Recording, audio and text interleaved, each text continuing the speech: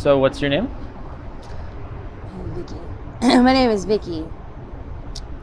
Vickie. Where are you from, Vickie? Tennessee. Tennessee. What brings you down to Miami? My child's father was here. He's running for charges in Indiana, and he was running from prison. I kept going to jail. I was arrested 9 times in 6 months, and it was for petty shit. I'm still not a felon, it was like failures to appear and things like that. But my husband, not my child's father, like I was telling you earlier, he was in the ICU actually on June 12th, and I hit a shot in the bathroom. The dispatch said that it sounded like there was somebody destroying the woman's bathroom, which is, I had been awake for 4 days. I've been out of jail for 4 days, and I'd been awake for 4 days because my husband was sick, and because I was high, and I was apparently falling into just everything. I had flashes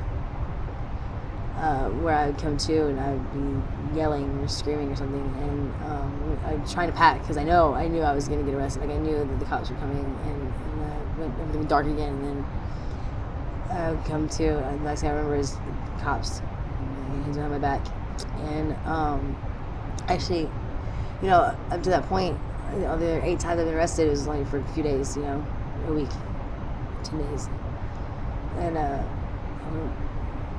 2 months, 63 days in 3 counties. What were the arrests for? You said petty theft? So, no, just petty charges. I got arrested for public intox, but when I got to the jail, I had a hotel key on me that they gave me it was a theft charge, and I had paraphernalia on me, so I got yet another civil possession charge, and this time they were holding me, like I said, 9 times being arrested, I think 7 times in that one county, and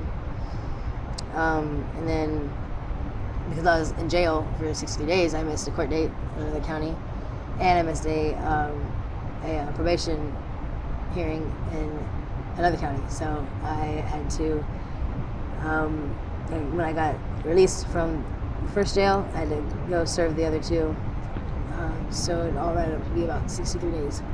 During that time, I didn't get to speak to my I didn't get to speak to my husband one time. He didn't know where I was.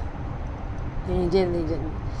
And I kept hearing, my dad, I call my dad every day, and my dad would tell me that he'd get arrested, and he did almost day for day with me in the same jail. He'd be like, the floor above me, because he just was kind of lost, I think. I don't know.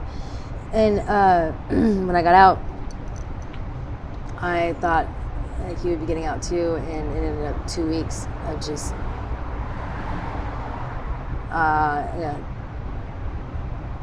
got beat up pretty bad, a bunch, robbed a bunch. Streets took advantage of me being out for once and him being locked up for once. And my baby daddy, my child's father, Michael, brought me down here because I got put on probation in the other county. There's just no way I was gonna keep going to jail, and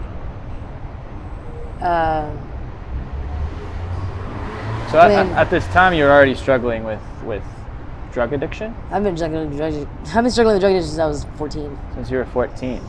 Are you taking away the 4-year sabbatical? So tell me about the lead up to that, I guess you will. Like, how was your childhood? I was that kid that always wanted everyone to get along. I just wanted everyone to be happy, And I had a abusive stepmother Incidentally, she's the only parent I have right now that's reaching out constantly, trying to get hold of me. I just can't keep a phone to save my life, you know. She's the only one trying to reach out to you? It's been very interesting. How do you feel about that? Like, do you even want to talk to her? Yeah. Like I said, I'm still that kid that wants everybody to get along, you know. I just love her, and so is my mom. You know, 10 years, and then she's made her amends. She did, and then my son came along. How old were you when you had your son? 25. 25. Mm-hmm. So before we get to that point, you mentioned you were an addict since you were 14 years old? That's when she left. Yeah, I don't know, crazy. I mean, I just look wild. I went from getting in trouble for things I didn't even do to I made the rules, you know. My dad worked, he was a meds paramedic. He worked 48 hours at a time. So 48 hours on, 24 off, 48 on, 24 off. My whole life, you know? And, so this was like a change in custody? no. So how was she removed from the picture? Well, she took her time. My dad put her through nursing school. It's kind of who he is, you know. And she had her own demons, you know, and was going through, you know, reliving, I think, maybe her teenage years, you know, 20s, whatever. And she was lost, too. It's something I really, really understand now, but it didn't matter. I didn't have to understand it back then. I loved her, you know, like, and so I have this kind of a character defect. I tend to gravitate towards people that push me away, you know. And again, when I went to rehab my second time, she actually took me in to live with her, pulled me out of my small town, where, you know, stomping grounds, you know. And then I relapsed again, and that relapse put me in the back of my dad's ambulance one night. And actually overdosed on meth, which the side effects are typically long-lasting psychosis, paranoid psychosis. Mine lasted 3 months. My dad just happened to be the medic on call when the cop called for EMS, deputy that found me in a ditch, screaming, yelling. That was in Tennessee? And scooped me up, took me to the emergency room in our hometown, and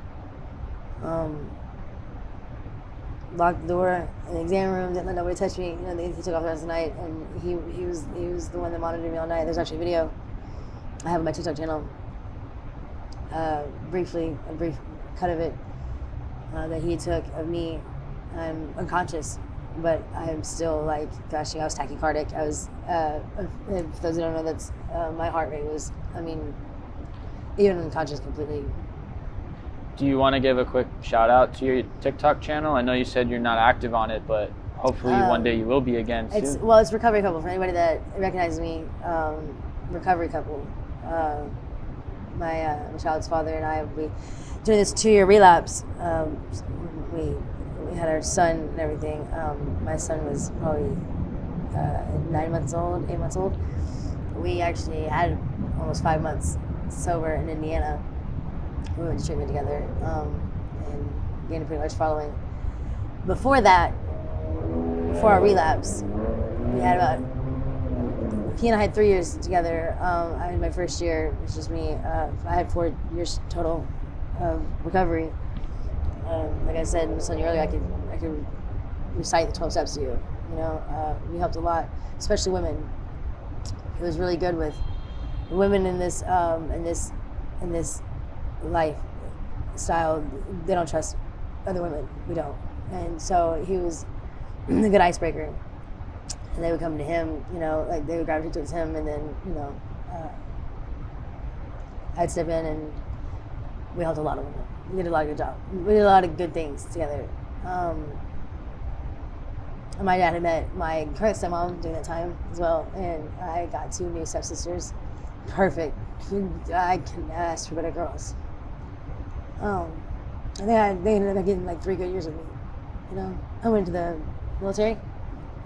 You went to the military? I did.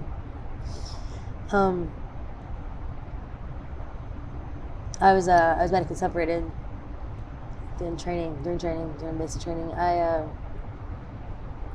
hepatitis C. I guess they didn't test for it when I was in MEPS or something, and they figured it out about 6 weeks in.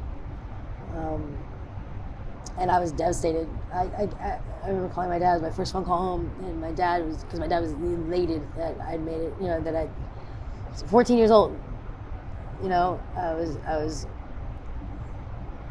and all this potential and all this, you know, and I never could seem to finish anything I started, you know, and it just, I called home and told him, and anyway, so they shipped me back home after about 30 days, and I just was sure I was gonna relapse.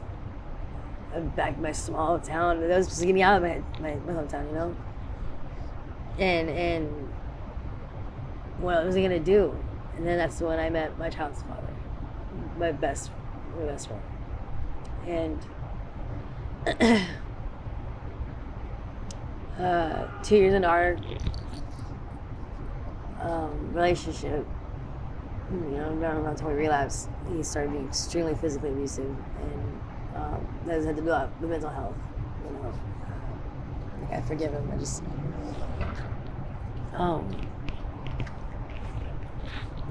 having our son, losing my son twice, it's more of a matter of forgiving me for that. Because anybody that knows me can't wrap their head around me not being with my son. It's weird. I raised my sisters. I have 4 of them. You know, 4 of those fucking things. And I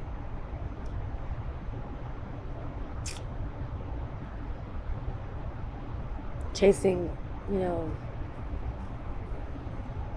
my son's dad around. Just,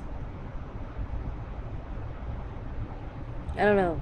And then when I left him, finally, I left him in Indiana because he relapsed. I left him, and I called my parents and was like, I don't want to relapse. I don't want this, you know. And my current son made a 10-hour round trip, dropped everything, made a 10-hour round trip to pick me up, brought me home, and they put my kid back in my arms, just handed it back to me. Like I hadn't been gone for 11 months. He was 11 months old. I had seen him since he was 6 months old, and before that, I had seen him since he was a month old. He lived 2 hours away, you know, and they just handed it to me, and just, you know, they weren't overbearing. They weren't, you know, trying to. I had to ask them questions like, well, you know, how to make this bottle. Like it was a dream come true. And then my ex-stepmother, like I said, she made amends, and then she had fallen in love with my son. She actually had been taking care of my son 50% of the time that my dad and my current stepmom weren't.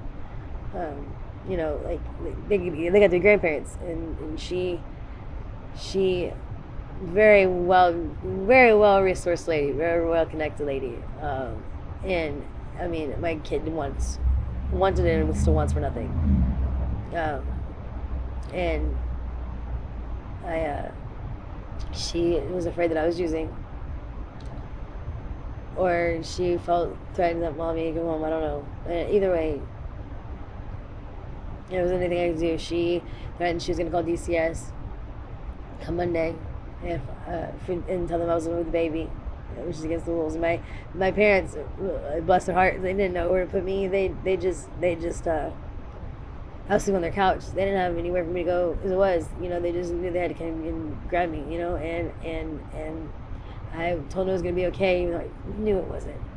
And from having my kid 24/7 to not having him at all and not knowing what to do with my hands, I moved in with one of my sisters whose boyfriend was a IV heroin meth addict as well, and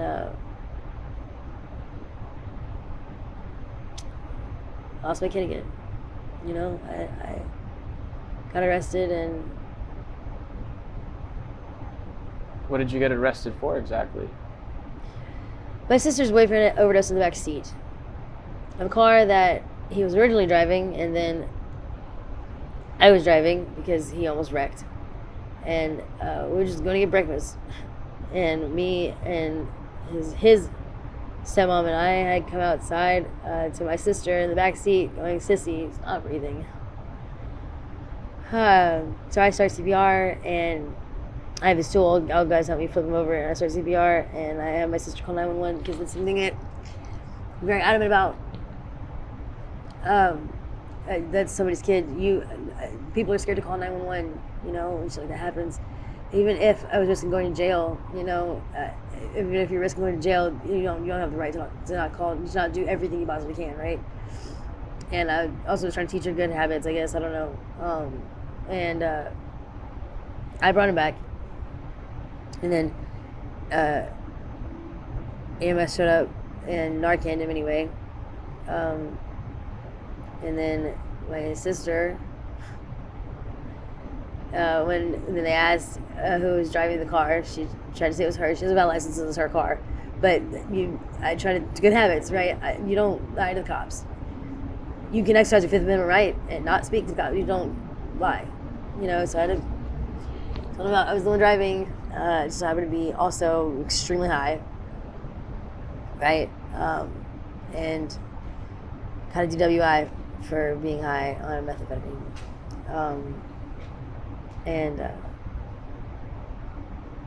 Yeah. So was that always your drug of choice? No, it just happened to be the drug I started out on, and where I'm from, it's everywhere. I don't even think I ever paid for it, especially back then. It's just so much of it. So what was the first drug you tried? Meth. Not even weed? No. You went straight to meth. Alcohol? No, yeah, I mean, I guess I drank. This is kind of common where I'm from. I don't really drink as it is. But yeah, I mean, yeah. And you were 14 years old? Actually 12, I started drinking. And then 14 was the first time you tried methamphetamine? Yeah. And what was that like for the first time? It relieved a lot of pain. It relieved a lot of pain. What pain did it take away? I guess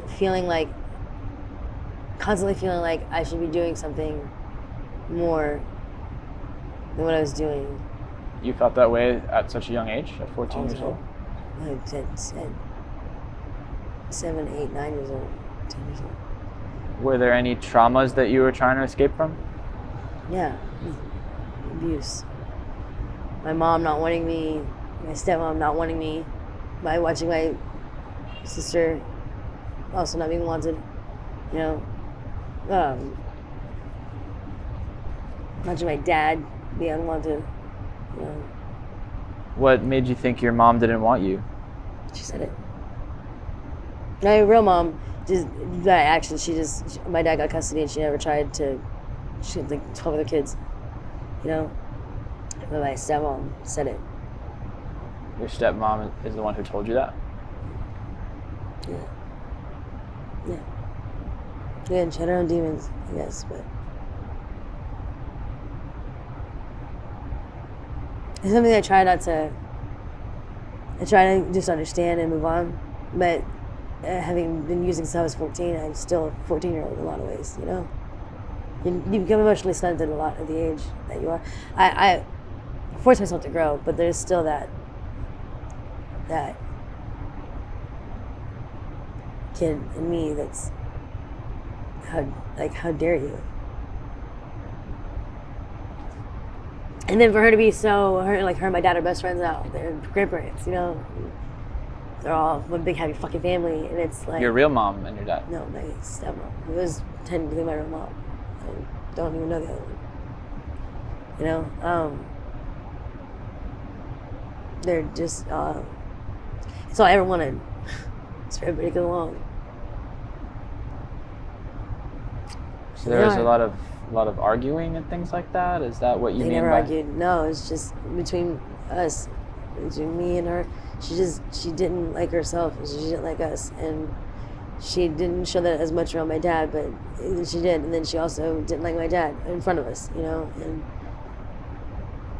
I forgive her. I forgive her now. I'm grateful she reaches out. It's kind of guilt, but it's something. At least she feels guilty. It sounds terrible, but whatever. So who gave you your first drug? Like how did you? Boyfriend.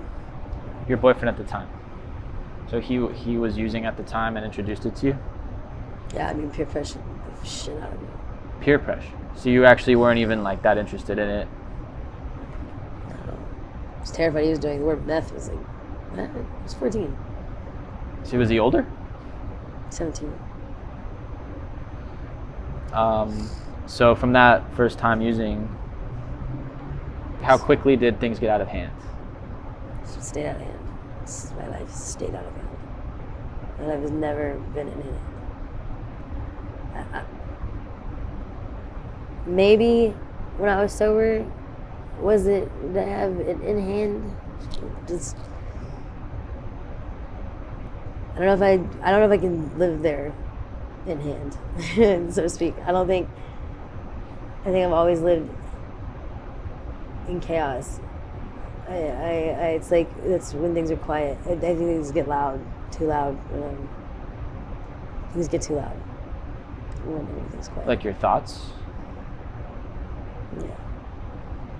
Yeah. You don't feel at peace. I never felt at peace until like February last year. February last year? Yeah. What happened February last year? I ran into my now husband.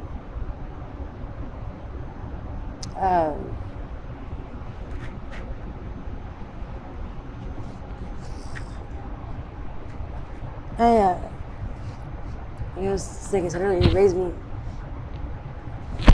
not on purpose or anything, just it was my idol growing up. It was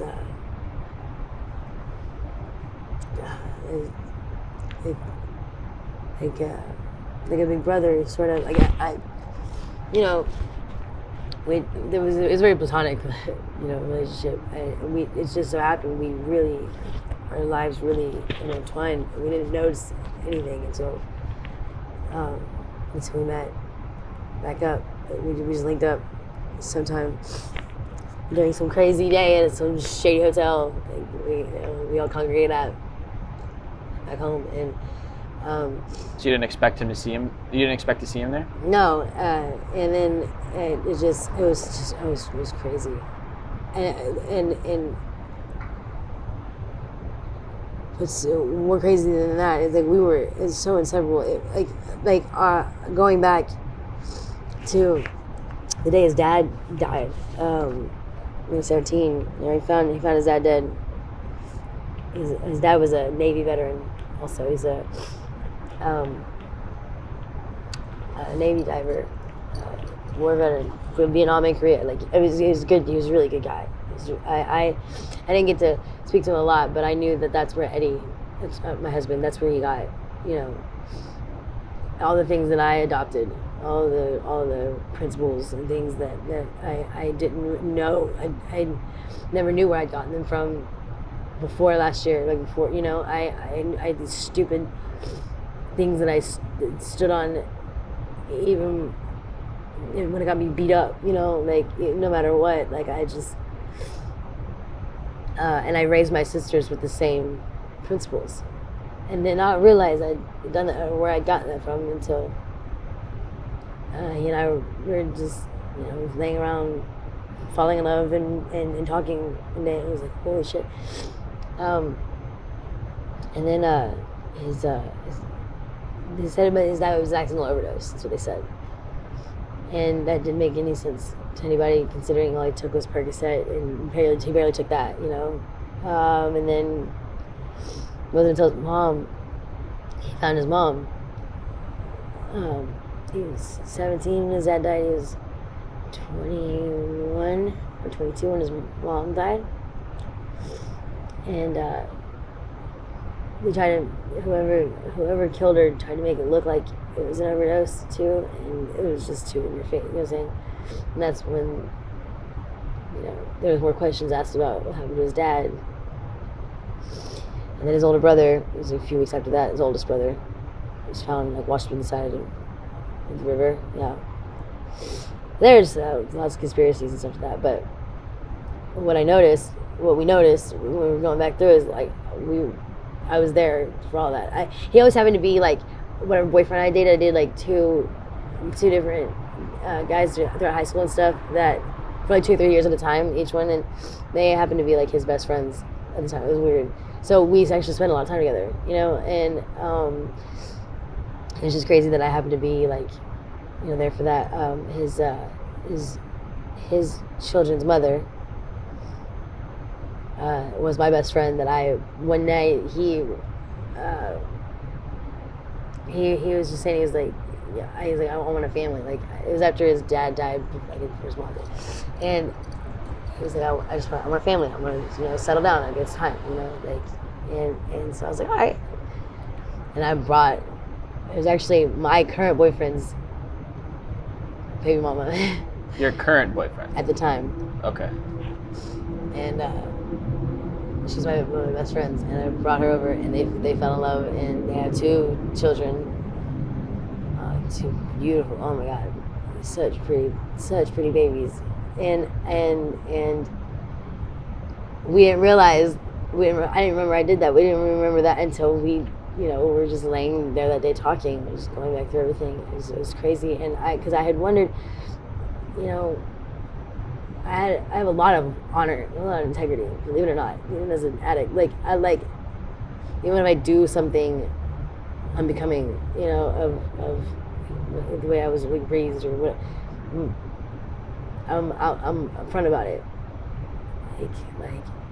I'm willing to stand on anything I do. I'm willing to put my face on whatever I do. And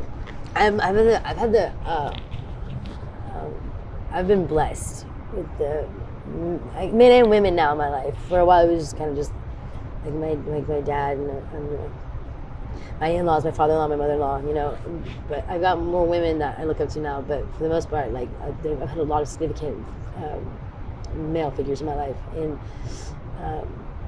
but even still, none of them. I'm not gonna really sugarcoat it. I looked up to me more than them. I noticed that I would hold more water than anybody else, even in addiction. And it wasn't my dad. Not that he hasn't instilled a lot of amazing qualities. I had an amazing dad. I really do. But the things that I stand on have a lot more to do with Eddie. Are you guys in touch? Not right now. It's so horrible. It's crazy. Like I said, I was it's like I talk about him like he's dead. He's not. When was the last time you talked to him? 4 weeks ago. And why don't you guys talk? Because you're. He was in treatment. So he's currently in treatment? He relapsed. And he relapsed because I found out he was in treatment, and I was so proud. When I came to Miami and I got in touch with him, I managed to get in touch with him 3 or 4 times maybe since I've been here, since September. And because he has to call from a jail phone, he has to have a number to call. And yes, there's one thing in me. It was just stay alive. Can you imagine? He had 2 older brothers and 2 parents. And he lost 3 of the 4 of them.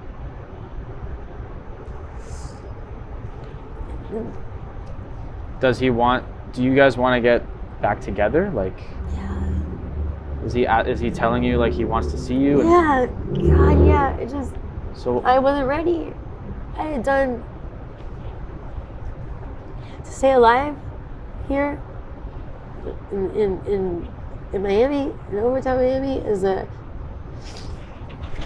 drug addict, bro. I've had to sacrifice standing on principles, you know, think that I was terrified to get sober this time. I was terrified to face myself sober. And he was so happy. This is the first time he'd ever been offered treatment, you know, since his dad died, you know, like he'd been using as a kid, you know, and he did so, I was so proud, just so good. And I just wasn't ready. And now he's relapsed. He was able to get in contact with my friends. He's in jail again, you know. Just letting me know he's not dead. That's how important it is. Now I just feel like I feel like an idiot. Should have just gone home. You still can. Yeah. Yeah, but it's the throws here, man. It's every day, every second of every day. It's getting high. It's trying to not get sick. Do you think so? That's stronger than your love for him?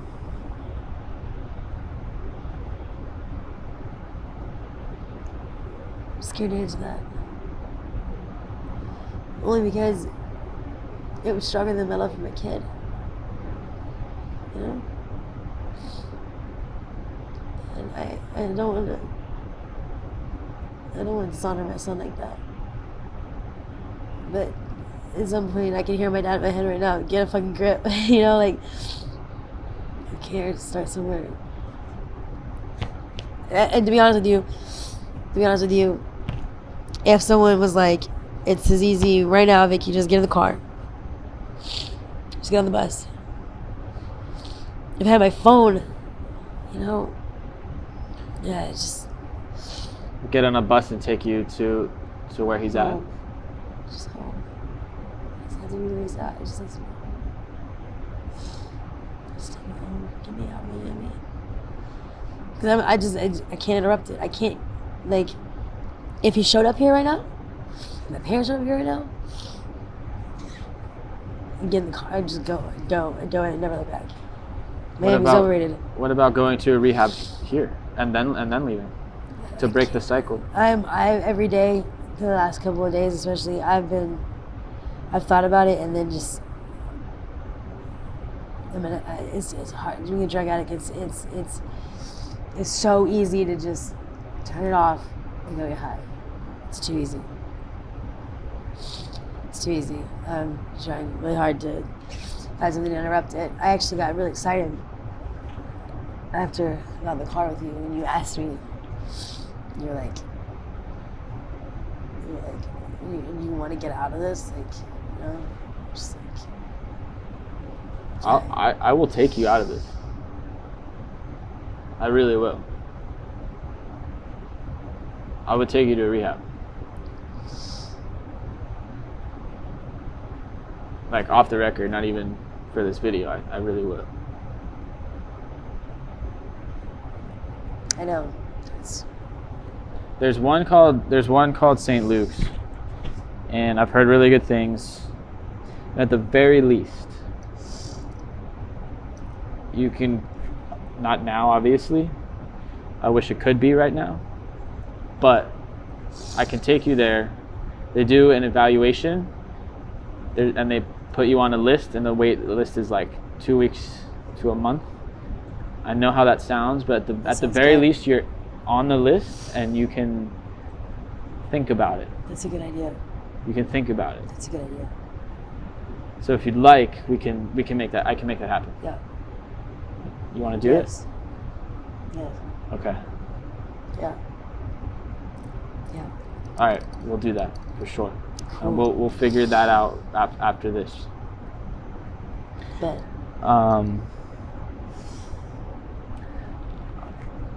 I'd be really happy to do this. Yeah, I know. And anyone, And I hope you show up Oh God, bless your heart. I will. I swear. It's not. Yeah. Don't know if that means anything to you, but. I just, I gotta do it this way. Sorry. What, middle fingers? Okay. Whatever means something to you, it means something to me. We were talking about the lifestyle living out here in Overtown, and how I guess you've kind of lost yourself out here, you would say. Are you willing to talk about like more details of your current life? Like, what is your day-to-day like? How do you survive out here? How do you make money? What is your drug of choice? I do fentanyl and what they call it Molly. It's not Molly. Molly is pure MDMA. Okay, I've been like hearing Molly. It's not Molly. It's what they call bath salts. Remember that? It's the equivalent of that. It's not meth and it's not crack, but it's in between. So it's like Flocka? Flocka is like, I thought Flocka. I'm pretty sure. I don't know Flocka. So the Molly out here it's not MDMA. No. Because I'm like, man, that doesn't sound like a street drug, really. It's you not. Know what I mean? Like, it's not. It's more like a party. But what's crazy is that there's ecstasy everywhere, and so where I'm from, like there's meth. There's meth. Out here, it's usually Molly. And then I speedball. I mix that with fentanyl. The Molly and fentanyl. And I shoot it up. How many times a day do you do that? So it's like. What's like an average?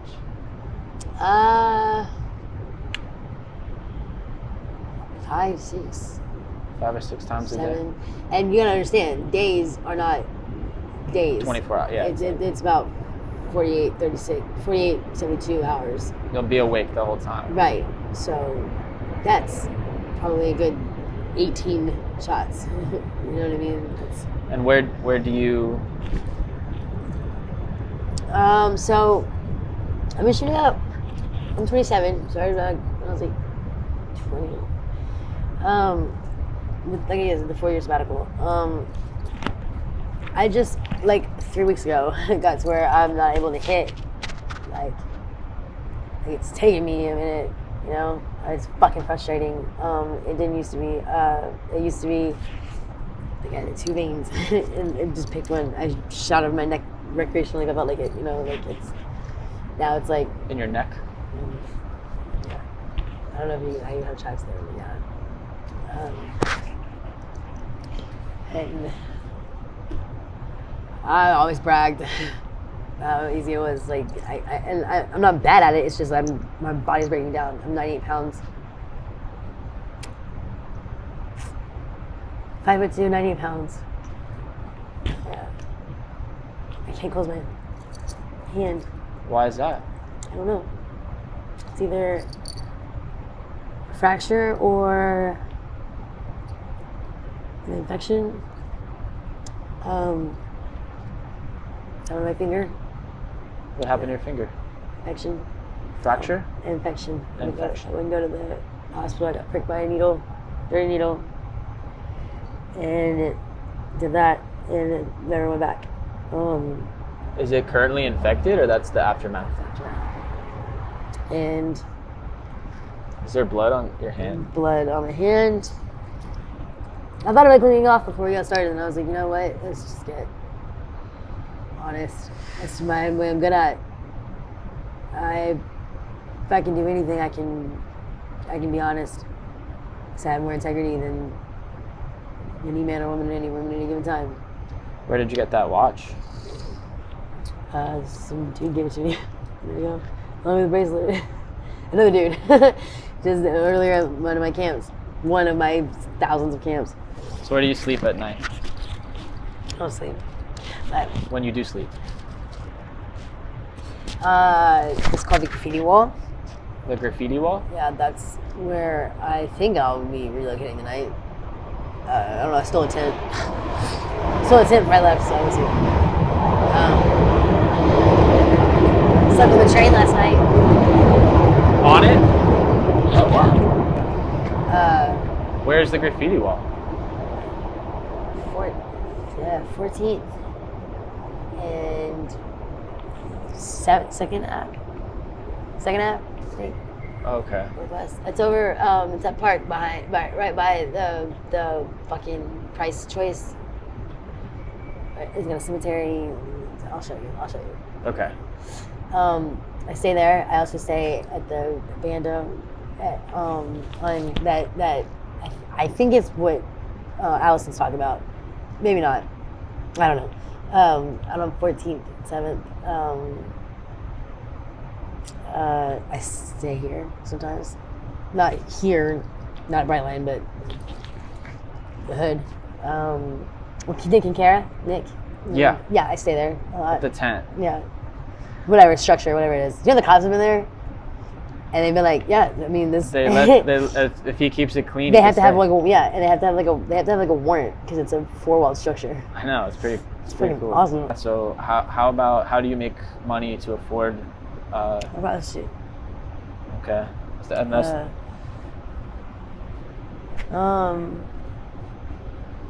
yeah, that's the most lucrative way to make money out here. Like it takes no time, and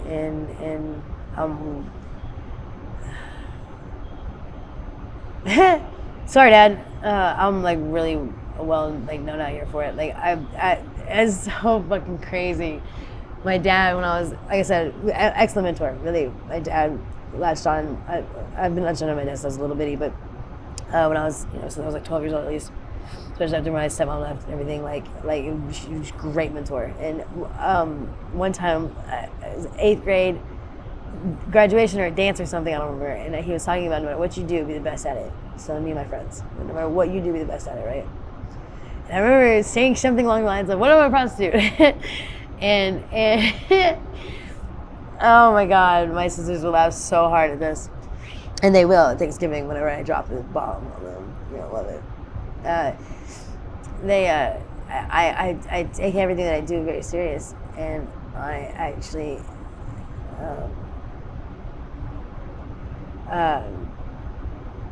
how do I say it? It's not really as much as sexual. Like people pay more for my time, believe it or not. And my family, sex has not been something that we've ever been ashamed of, and it's still not something that I'm ashamed of. It's not something that I keep hidden from anybody, including my husband. It's something that I started doing before he and I linked up. It was something that I started doing it out of for revenge. My baby daddy was abusive, and he was very abusive, and I couldn't hit him back. You know what I'm saying? And so my way of getting back at him was selling myself, and very quickly, I don't know how. Look, don't put me in a fucking gymnasium with a bunch of girls in high school talking about how horrible it was prostituting. No, that's not. I'm not gonna do it. I'm a Republican. I'm a capitalist, and I capitalize on the sex industry, and I really do. I'm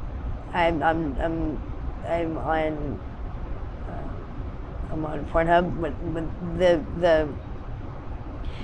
the parallels between that and my TikTok channel. This is probably not gonna go on your thing. I don't know how raunchy you're gonna make it, but learning how to edit videos and do all that stuff, everything that that started out when I started doing porn, really.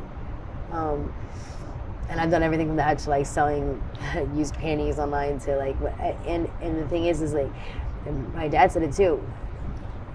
We are probably 200 years technologically advanced because of sex. Did you know that? The internet, for instance, took off because of pornography.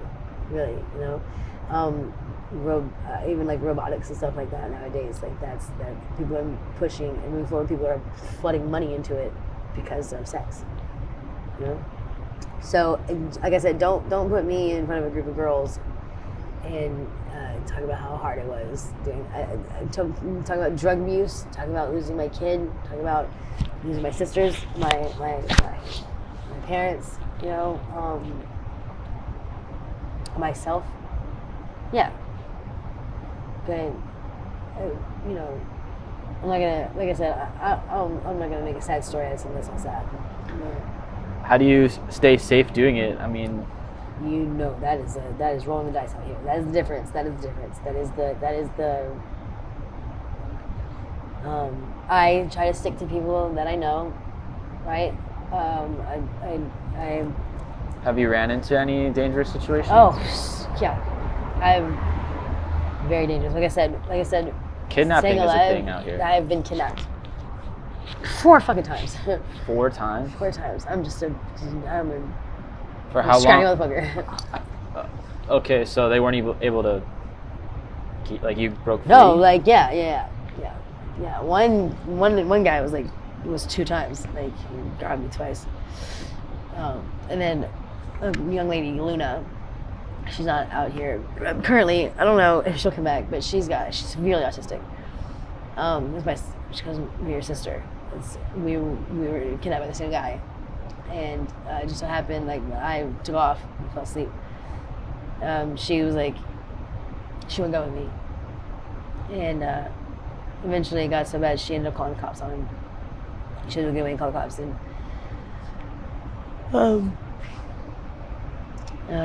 that saved both of us. And do you use protection? Yes. Always. Gotta be careful. No. I've been raped 4 times since I've been in Miami. Twice before I got to Miami.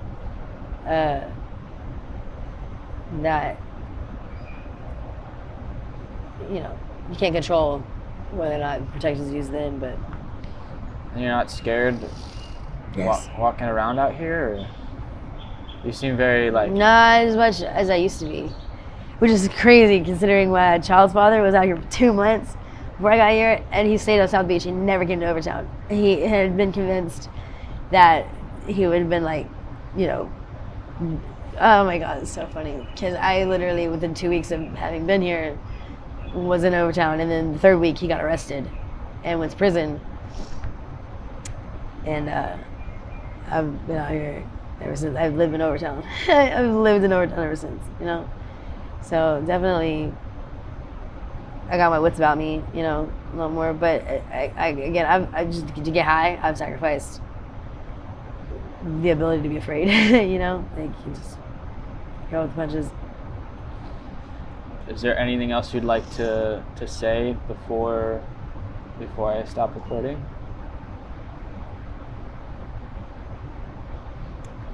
Just come back and get me, you know? I promise you, I will. I know.